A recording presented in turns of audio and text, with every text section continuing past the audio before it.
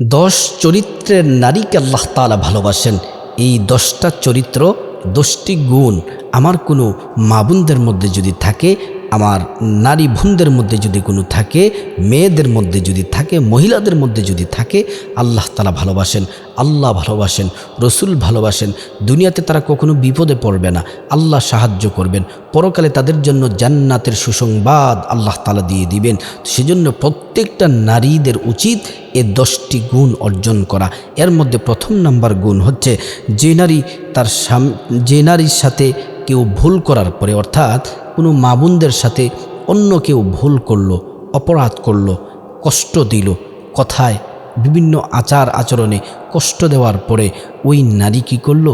আল্লাহকে রাজি খুশি করার জন্যে তাকে ক্ষমা করে দিল, যে যাও, তুমি আমাকে কষ্ট দিয়েছ, আমার সাথে আমাকে কষ্ট দিয়েছ, আমার ক্ষতি করেছ, আমি আল্লাহ খুশি করার জন্য তোমাকে ক্ষমা করে দিলাম।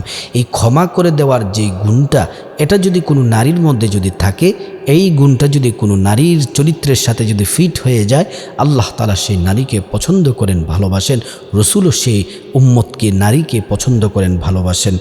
2 নাম্বার হচ্ছে, যে নারী ধৈর্যশীল, সে নারীকে আল্লাহ তাআলা ভালোবাসেন। যখন একটি নারী যখন সংসারে বিভিন্ন প্রেশার ক্রিয়েটিভ কিন্তু পড়ে, ছেলে মেয়েদের পক্ষ থেকে চাপ থাকে, স্বামীর পক্ষ থেকে চাপ থাকে, শ্বশুর শাশুড়ির পক্ষ থেকে চাপ থাকে, সব কিছু করার পরেও, জ্বালা যন্ত্রণার পরেও যারা ধৈর্য ধরতে পারে আর আল্লাহর কাছে নামাজের মাধ্যমে সাহায্য চায়, আল্লাহ তাআলা কোরআনে বলছেন, ইয়া আইয়ুহাল্লাযীনা আমানুস্তাঈনু বিস-সবরি ওয়াস-সালাহ ইন্নাল্লাহা মা'আস-সাবিরিন।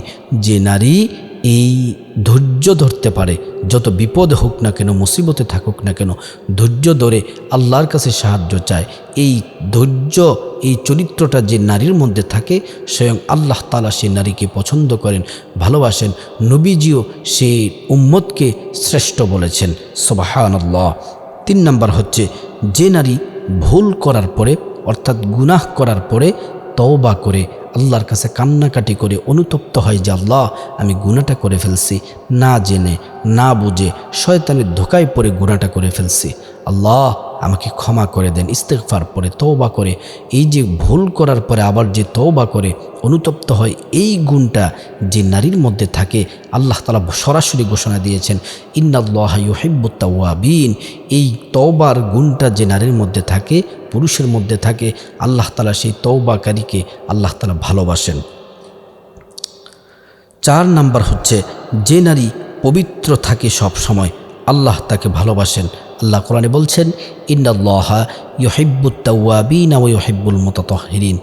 যে নারী পবিত্র থাকে, এখন তো মা বোনরা অনেকে অলসতার কারণে ফরজ গোসল সঠিকভাবে করে না, আবার অনেকে তো নিয়মে জানে না কিভাবে ফরজ গোসল করতে হয়, এবং 5 ওয়াক্ত নামাজও পড়ে না, ওযুও করে না, পবিত্রতা অর্জন করে না।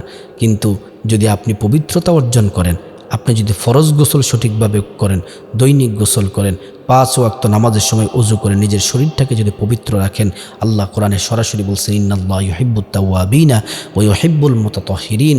পবিত্রতা অর্জনকারী নারীদেরকে আল্লাহ তাআলা ভালোবাসেন, পুরুষদেরকে আল্লাহ তাআলা ভালোবাসেন। 5 নাম্বার হচ্ছে, যে নারী গীবত করে না, একজনের কথা আরেকজনের কাছে লাগায় না, একজনের দোষ অন্যজনের কাছে চর্চা করে না, বলে না, যখন এই গীবত করা থেকে যখন কোনো নারী যখন বেঁচে থাকে, যে গীবত করে না, সে আল্লাহকে ভয় করে গীবত করা থেকে দূরে দূরে থাকে, সেই চরিত্রটা, এই গুণটা যদি কোনো নারীর মধ্যে থাকে, আল্লাহ ভালোবাসেন, রসুলও সেই মানুষটিকে শ্রেষ্ঠ বলেছেন, শ্রেষ্ঠ উম্মত বলেছেন। 6 নাম্বার হচ্ছে, নিজের স্বামীর সাথে উত্তম আচরণ করা। আপনি আপনার স্বামীর সাথে উত্তম আচরণ করতে হবে, বোন, ভালো আচরণ করতে হবে, খেদমত করতে হবে, যখন যা প্রয়োজন স্বামীর খেদমত করতে হবে। স্বামীর সাথে উচ্চ কণ্ঠে তুচ্ছতাচ্ছিল্য করা যাবে না, স্বামীর সাথে বেয়াদবিমূলক কোনো আচরণ করা যাবে না, কারণ স্বামী যদি সন্তুষ্ট থাকে, তাহলে আপনার প্রতি আল্লাহও সন্তুষ্ট থাকবেন। 7 নাম্বার হচ্ছে, পরপুরুষের নজর থেকে যে নারী নিজেকে হেফাজতে রাখে, অর্থাৎ কোনো মা বোনরা যদি পরপুরুষের নজর থেকে নিজেকে হেফাজতে রাখে, এই গুণটা যে নারীর মধ্যে থাকবে, এই গুণটা যে নারীর মধ্যে থাকবে, স্বয়ং আল্লাহ সেই নারীকে ভালোবাসেন, এবং নবীজিও সেই নারীকে শ্রেষ্ঠ নারী বলে ঘোষণা দিয়েছেন। 8 নাম্বার হচ্ছে যে নারী ঘর থেকে অথবা বাসা থেকে বের হওয়ার সময় সুগন্ধি ব্যবহার করে না। অনুষ্ঠানে হোক, বিভিন্ন কাজে হোক, জরুরি কাজে হোক, যখনই ঘর থেকে বের হয়, যখনই ঘর থেকে বাসা থেকে বের হবে তখন সুগন্ধি ব্যবহার করবে না। এই গুণটা যে নারীর মধ্যে থাকে স্বয়ং আল্লাহ ভালোবাসেন এবং নবীজি সেই নারীকে, সে উম্মতকে শ্রেষ্ঠ বলেছেন। 9 নাম্বার হচ্ছে যে নারীর উপর তার স্বামী সন্তুষ্ট, তার কথায়, আচার আচরণে, ব্যবহারে, তার খেদমতে এবং সর্বদিক থেকে স্বামী যখন স্ত্রীর প্রতি যখন সন্তুষ্ট থাকে, এই গুণটা যদি কোনো নারী, কোনো মা বোনদের মধ্যে থাকে, স্বয়ং আল্লাহ সে নারীকে ভালোবাসেন, এই গুণটাকে ভালোবাসেন। রসুল সে নারী উম্মতকে শ্রেষ্ঠ বলেছেন। 10 নাম্বার হচ্ছে পর্দানশীল নারী। পর্দানশীল বলতে আপনি পর্দা করবেন সঠিকভাবে, কোরআন সুন্নাহর নিয়ম অনুযায়ী, যেভাবে সঠিকভাবে পর্দাটা করতে হবে আল্লাহকে রাজি খুশি করার জন্য, তাহলে আল্লাহ তাআলা আপনাকে ভালোবাসেন।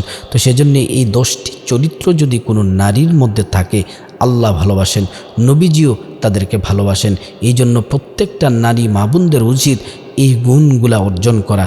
এই গুণগুলা যদি কোনো নারী অর্জন করে, দুনিয়াতেও তারা শ্রেষ্ঠ, পৃথিবীর সেরা মানুষ হবে, পরকালে আল্লাহ তাআলা তাদের জন্য জান্নাত পুরস্কার দিবেন। আল্লাহ পাক এই গুণগুলা প্রত্যেকটা মা বোনকে এই গুণগুলা অর্জন করার তৌফিক দান করুক।